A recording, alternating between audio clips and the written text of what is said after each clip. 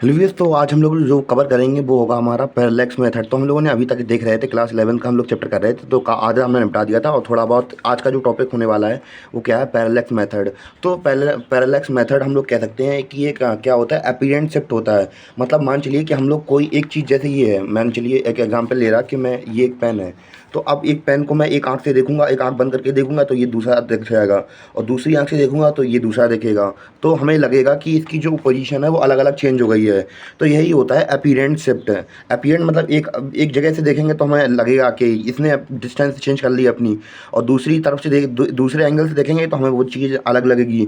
तो यही होता है अपीरेंट शिफ्ट। पर अगर हम लोग बात करें कि क्या उसने रियल में पोजीशन चेंज किया, पर नहीं, तो उसने रियल में पोजीशन चेंज नहीं होती है, बस वो दिखती है कि क्या होता है कि चेंजमेंट हुई है।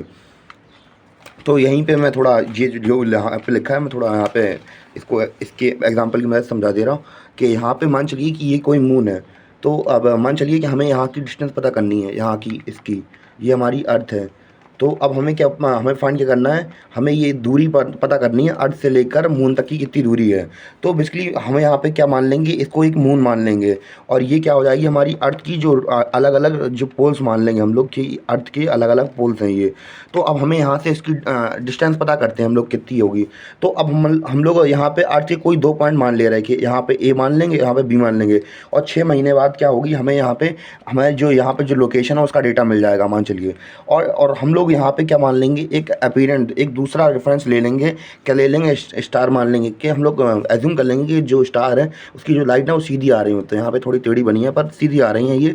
तो यहाँ से अब ये क्या बनेगा, ये एंगल बन जाएगा, एंगल थीटा 1 बन जाएगा, और यहाँ का एंगल थीटा 2 बन जाएगा। और इसी का अल्टरनेटिव एंगल आप लोग देख रहे होंगे कि ये अल्टरनेटिव एंगल बन रहा है। तो यहाँ पे ये Q1 मान लेंगे, और यहाँ पे ये थीटा 2 मान लेंगे यहाँ पे। और इस पूरे एंगल को हम लोग क्या कह देंगे, थीटा मान लेंगे। और थीटा क्या होगा, जो थीटा होगा वो थीटा 1 और थीटा 2 के इक्वल में होगा।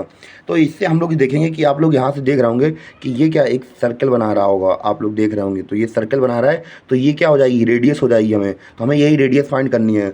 तो यहाँ पे हम लोग फॉर्मूला क्या बनाएंगे, angle equal to arc upon radius. और हमें फाइंड क्या करना है, और यहाँ पे जो रेडियस होगा, जो हम लोग रेडियस निकालेंगे वो क्या हो जाएगा, वही हमारे मून की डिस्टेंस हो जाएगी एक्चुअली।